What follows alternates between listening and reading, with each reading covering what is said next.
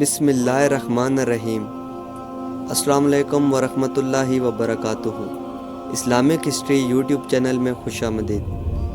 حضرت عبداللہ بن عباس رضی اللہ عنہما سے روایت ہے کہ حضرت محمد صلی اللہ علیہ وآلہ وسلم نے ایک مرتبہ ایک سونے کی انگوٹھی ایک آدمی کے ہاتھ میں دیکھی۔ آپ صلی اللہ علیہ وآلہ وسلم نے اسے اتار کر پھینک دیا اور فرمایا، تم میں سے ایک شخص آگ کے انگارے کا ارادہ کرتا ہے اور اس کو اپنے ہاتھ میں رکھ لیتا ہے۔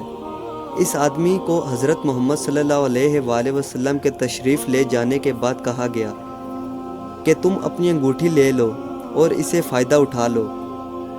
اس نے کہا، خدا کی قسم میں اس کو کبھی نہ لوں گا جسے رسول اللہ صلی اللہ علیہ وآلہ وسلم نے پھینک دیا۔